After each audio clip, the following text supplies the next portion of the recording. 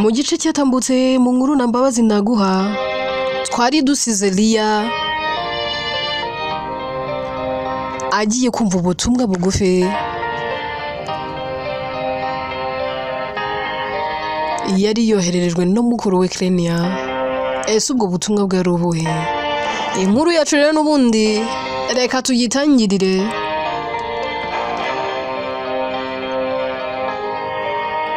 kuri Lia apurayinga ya voice note akumva Krenia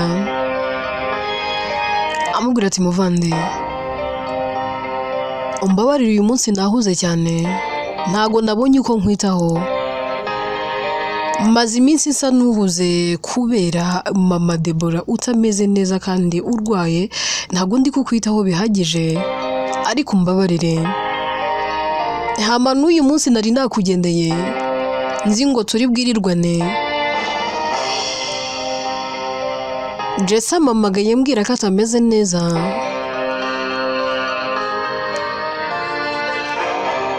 ubu niwe ngiye kureba ntuze kumpangayikira yewe ntuze no kunshaka ndi kumwe na Jesse imodoka nayisize najyanye na Jesse turakoresheye wiyiteho kandi uze kurya no kunywa dore ndabizi ntabwo bikunda iyo tutari kumwe nta pete uba ufite ariko ugerageze ugira icyo ufata ndagukunda ni mukuru wawe Krenia.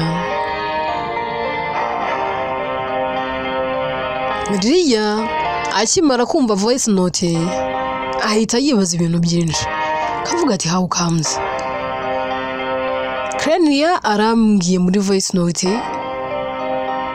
ari kumwe na Jesse navuganye na Isimbi numva nta makuru abifiteho none se baba bari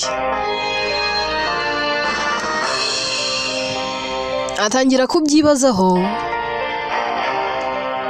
agahera kagahaguruka akajya kureba abasaza be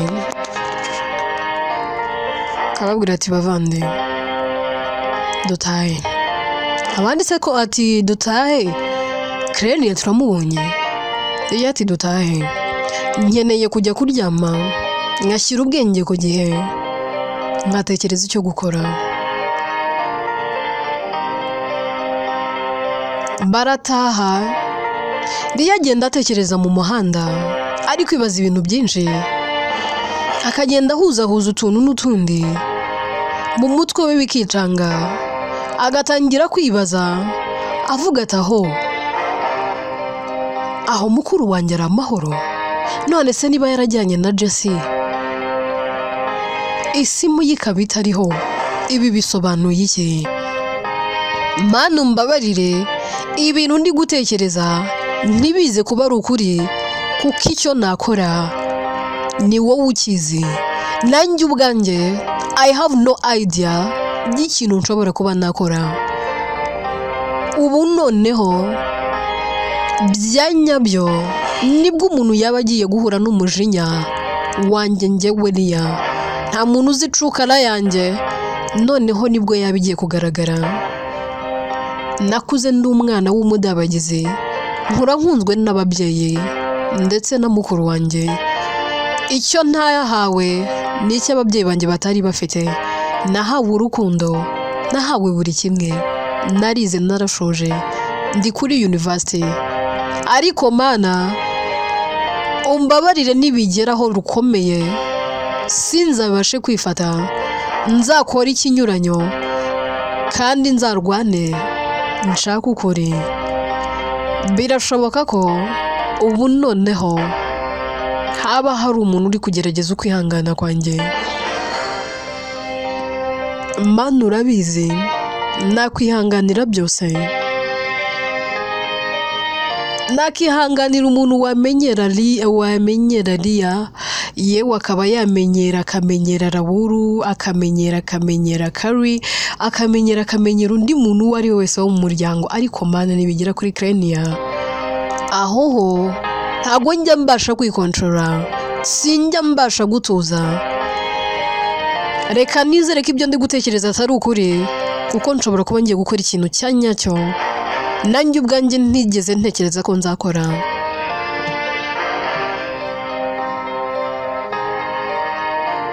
Riya akomeza gutekereza akibuka uburyo mukuru we yajyaga akunda kumubwira ati ariko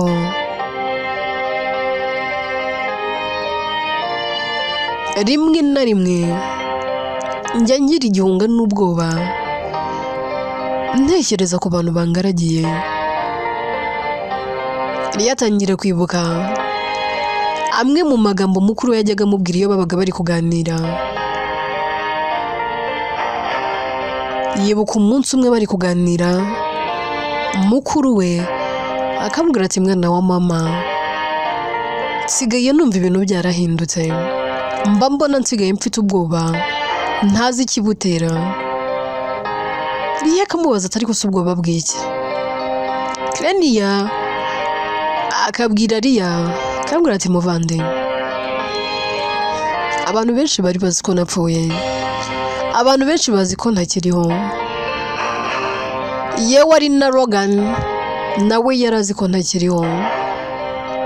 Byongeye Jesse na Isimbi nabo bari bazi ko ntakiriho, ariko none dore uyu munsi ukuri kose barakuzi.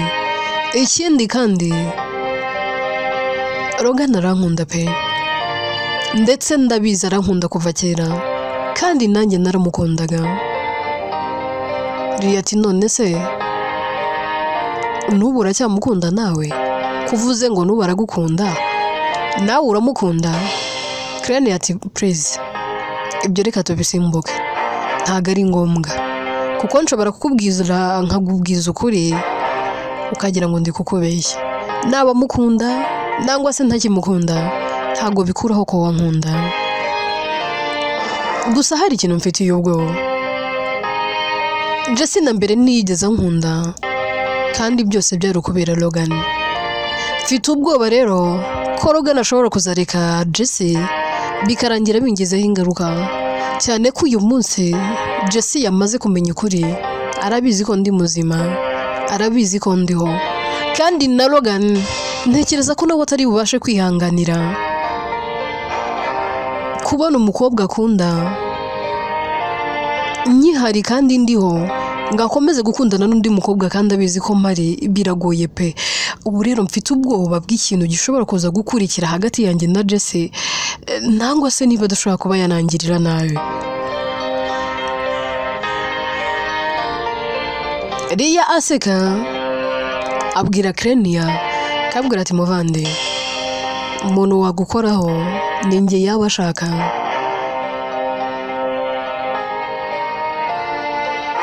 Riya ahita atekereza akavuga ati kumbe rata, reka nizere ko ibyo ndi gutekereza n'ibyo ndi gukeka atari byo. Tuve kuri Riya twigarukire kuri Jesse. Jesse aba aryamye umukuru yama arota ari muri rya shyamba ari kugenda, arimo agenda agahura na Krenia. Mu guhura nawe ahita asa n'uwikanga. Mu kwikanga kavuga ati wowe kandi bite byawe ko nteze hano mu nzira, bundi se ko nakwishe duhuye gute? Krenia agaseka ahera ko akabwira Jesse aba ari mu nzozi. Krenia akamubwira mu nzozi ati Jesse uranyanga, wanga n'abandi bantu benshi ntazi umubare wabo, gusa urwo rwango rugenda rukumunga gahoro gahoro, rwakumunze ibyishimo, rwakumunze umunezero.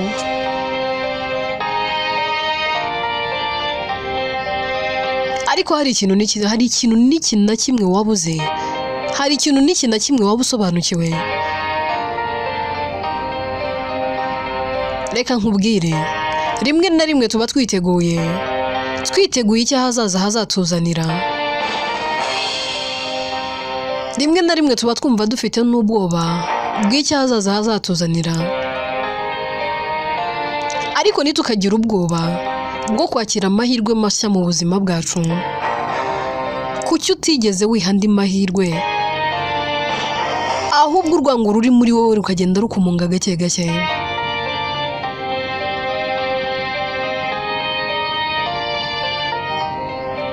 Reka nkubwire, ndabizi ukunda Logan, ariko reka nkubwire, mu bintu byose uzacamo muri iyi si biragoranye ko, ndetse biranagoye, hari ikintu kitoroshye muri iyi si bigoye kubona. Icyo ni urukundo rwa nyarwo. Ushobora gukunda ariko ntukundwe, ushobora no gukundwa ariko ntukunde. Byose birashoboka.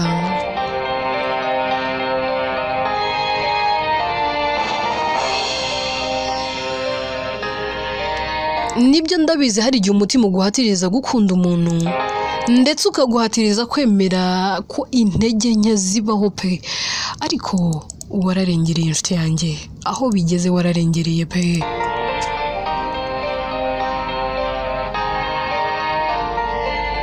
Buriya ibyo utekereza ko njyewe Kireni yabingira umunyantege nke, nibyo bingira umuntu nyamuntu wuje ubumuntu. Nakubereye umwana mwiza, nakubereye inshuti nziza pe. Ntabwo nigeze niri na rimwe ngambirira kuba nakubabaza, ariko se njye wampoye iki? Wampoye Logan kweri? Ese ibyo byari bikwiriye?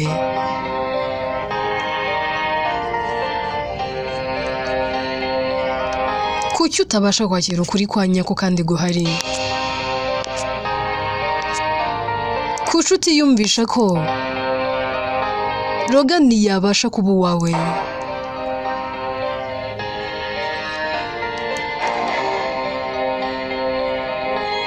Kugira ngo abe uwawe, ese ukeneye kugira uwo wambura ubuzima?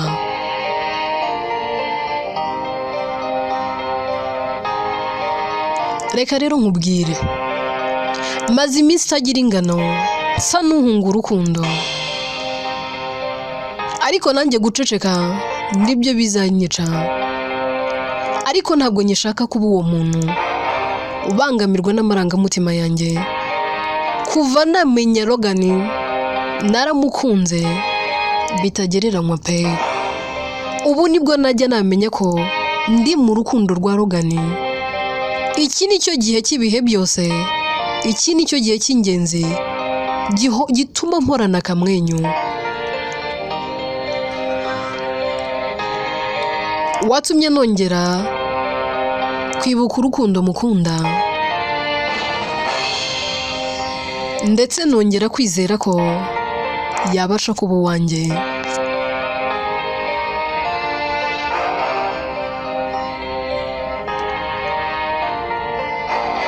Reka nkubwire, nanyuze mu misozi myinshi pe,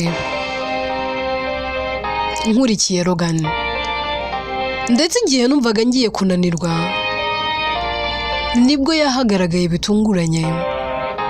Byari byiza, igihe cy'igiciro kuri njye nicyo gihe nibuka, ndetse n'igihe kitazibagirana ntazanibagirwa. Byasaga naho ntangiye kubona ishusho y'urukundo imbere yanjye, ndetse nabonaga ntangiye kugira ubuzima bwiza bwuje umunezero. Naravuze nti reka njye na Logan duhuze ibyishimo, ndetse n'urumuri rwacu rw'ejo hazaza tubihurize hamwe.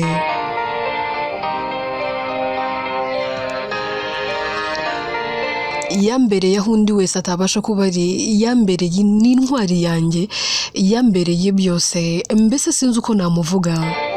Rero ndagira ngo ugire icyo wakira. niba Rogana atagukunda emera ko ari njye wakunda.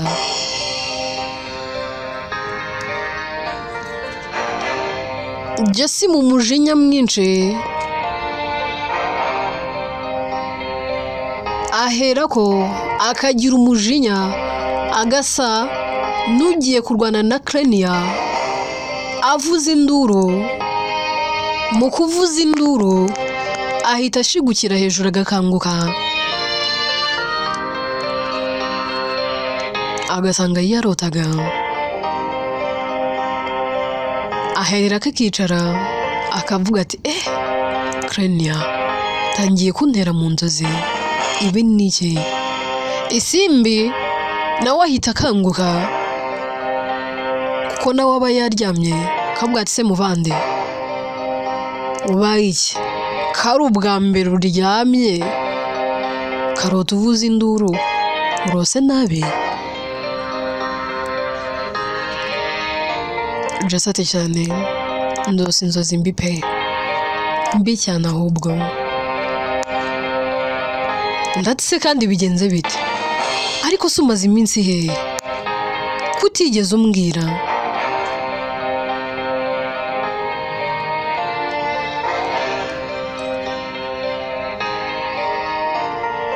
Jesse kugira ngo amusubize arahaguruka agasa n'usohotse.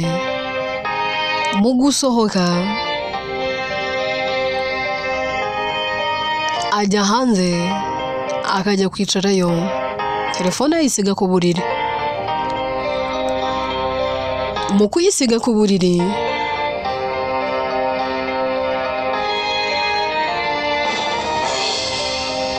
ako kanya telefone yakira ubutumwa bugufi.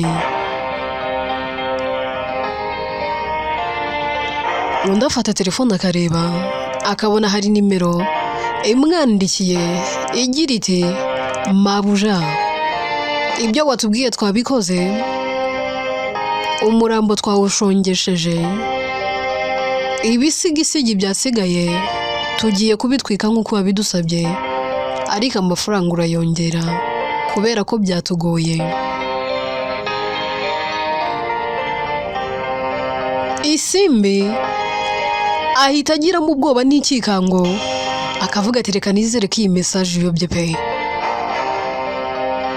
Jesse umurambo, gushongesha umurambo, ibi ni bike? Jesse se yishe umuntu? Kuva ryari se yakora ibi bintu? Ntabwo bishoboka, ntabwo byumvikana. Oh my god, how comes? Akiri aho ngaho telefone irasona, igasona asa n'uhagurutse akabanza akareba hirya no hino akareba niba Jesse atari kumureba. Afata telefone agasa n'uyitabye.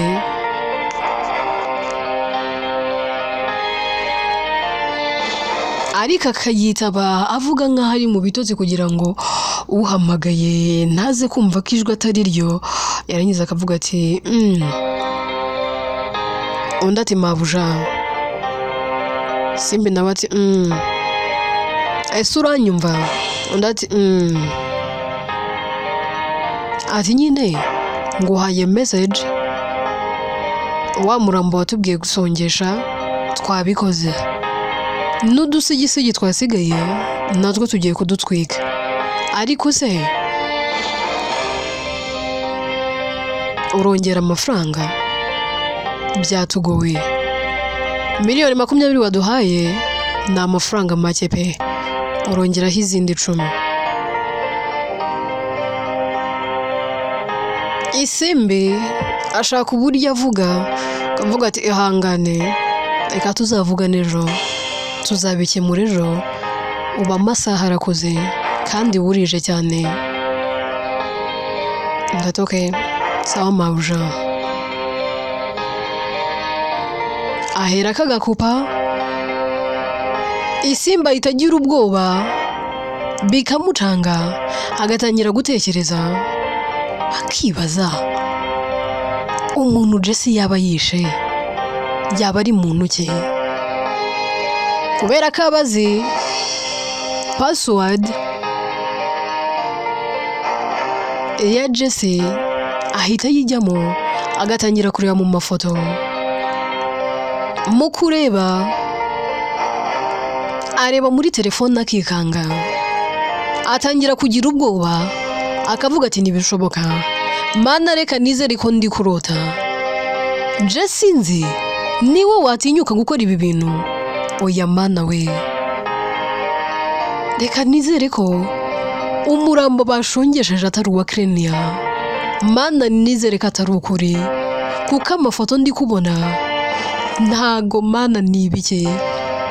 Ahera kagafungura data akajya kuri WhatsApp akareba, agasanga nabwo bamwoherereje amavideo agaragaza umurambo uri gushonga, bawishyize mu kintu kirimo acide. Isimba asa n'uvugije induru, ariko akibuka ko Jesse ari hafi aho ashobora kuza akamubaza icyo abaye. Nta kindi kintu akora, aryama ataryamye afite ubwoba bwinshi, ari nako ari gutekereza avuga ati mana ntabwo bishoboka. Najyaga numva bavuga ngo icyiza cyo kutizera abantu cyane nuko bitagutungura iyo bahemutse, ariko njye nabaye akagoryi ndamwizera pe. Kubera iki mana, kuki namwizeye? Ese ibi ni ibiki? Abura amahoro, afata telefone agahamagara Logan, kamubwira ati Logan uri hehe? Undi ati ese kumamagaye muri iki gicuko bigenze bite, habaye iki? Isimba ati sinzi pe, ndumva mfite ubwoba n'igihunga, wambabarira ukaza kundeba? Logan atoya, isi burije ni mwijoro hagati, mbwira ufite ikihe kibazo, habaye iki? Niki kitari kugenda neza? Niki kibaye? Ese hari umuntu ugize icyaba muri iri joro? Jesse yaba ameze neza se? Nawe umeze neza ko numva unteyemo akantu k'ubwoba? Ndati sinabikubwira kuri telefone, nanjye sindi kubyizera, ntago ndi kwizera ibintu mbonye n'amaso yanjye.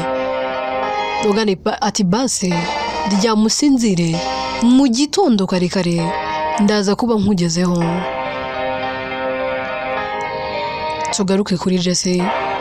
Jesse aba yicaye arimo yibaza byinshi, ari kwiyumvira avuga ati urukundo n'urwango, ibi byiyumvira uko ari bibiri bigora abantu kubitwara mu mutima wabo.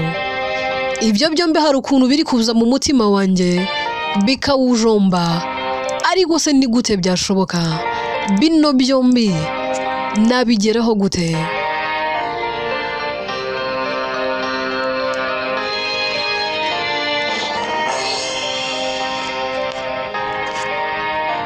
Ku ruhande rumwe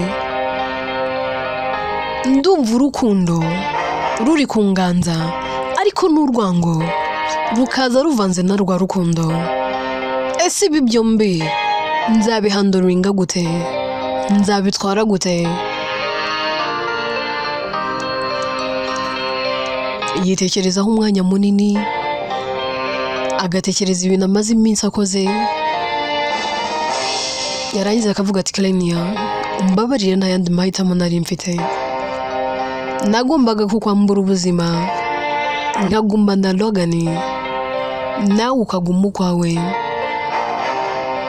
Mbabarire ntago nakwangaga, ariko burya ngo agakunzwe na babiri karabateranya. Kuri Logan wanjye ntabwo byakunda, agomba kuba uwanjye ubuziraherezo, panda wowe ngo twitambike. Erega ndabizi ko mukunda, ndi no mu rukundo rwe cyane. Logan aba mu gutera k'umutima wanjye. Mbere nari mfite ubwoba mvuga ngo yazansiga, yewe naratinye no kwerura, ariko uyu munsi ngomba kwerura, isi yose ikabimenya. Kuva nahura na Logan yabaye isi yanjye. ni byose kuri njye, mukunda n'umutima wanjye byo wose ndetse n'ibyanjye byose. Ahera akagaruka mu nzu arinjira, isimba ubwoba bukamwica ariko akisinziriza. Bucya mu gitondo isimba abyuka ajya kureba Liya, agerayo agasanga Liya nawe yarakaye. Liya akibona isimbi ahubwo atuje gukora iki hano? Isimba ati hari ikintu nje kukubwira. Liya tuje kumbwira iki? Uje kumbwira ko uza ahantu mukuru wanjye ari? Isimba aho kuvuga araturika akarira. Mu guturika akarira undi aramubwira ati kandi se bigenze bite ko mbona urize, habaye iki? Niki kibaye? Niki kitari kugenda neza? Waba wabonye mukuru wanjye? Hari ikintu cyamubayeho? Isimba ati ntago nabona aho mera mbikuribwira, ntago nabona aho mera nkubwira amahano yabaye. Liya ati ese ntumbwire ko mbona urira, habaye iki? Ejo nimugoroba numvise ubutumwa Clenia yanzigiye bumbwira ko agiye kureba Jesse, kandi ubwo twavuganaga kuri telefone numvise uvuga nkaho nta kintu uzi, utanazi niba mukuru wanjye yarahuye na Jesse. Mbwiza ukuri ntumbeshye, koko nta kintu wari ubiziho? Numbeshye ntago turi buze kumvikana, ntago ndi bukubabarire. Isimba ati ndarahira ku babyeyi banjye bombi, ndarahira ku Mana yo mu ijuru, nta kintu mbiziho pe, nta n'icyo nari mbiziho, nanjye nabimenye nijoro. Liya ati nguki? Ati nabimenye nijoro. Undi ati se byagenze bite? Isimba tumva nanjye nabimenye ari uko mfashe telefone ya Jesse. Ibintu nabonye ntago nabona aho mera mbikubwira, ntago nari mbizi ko Jesse ari we wakora biriya. Ibintu yakoze ni amahano, ntago bibaho, nta nubwo bishoboka. Liya ati ese ngeze aho ngaho mukuru wanjye hari icyo yabaye? Mbwira niki cyabaye, byagenze bite? Hari ikintu Jesse yaba yarakoreye Clenia? Isimbi mu marira menshi undi ati biranarenze pe, birenze ubugome. Ati ntago mfite aho mera mbikubwira, ntago ndishuwa neza ariko umenya Jesse yarishe Clenia. Liya tuvuze garukamo ibyo uvuze. Atuvuze ngwiki? Liya nta kindi kintu akora, mu mujinya mwinshi n'uburakari ahita azamuka agafata imfunguzo z'imodoka, nta nubwo yirwa abwira umukozi ngo amufungurire, atwara imodoka nk'umusazi akanyura kuri gate akagenda. Arimo agenda mu muhanda anyura kuri boutique akagira ibintu yigurira agashyira mu modoka.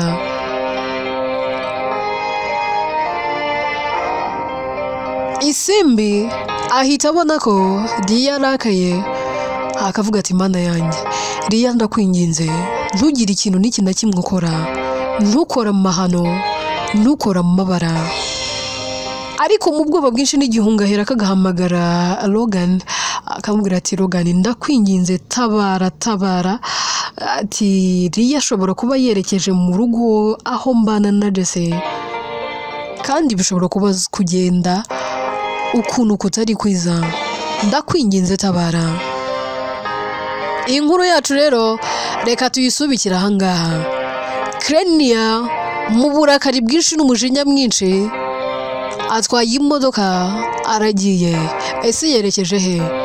Yaba ari kwa Jesse ndetse na Isimbi? Ese yaba agiye gukora iki?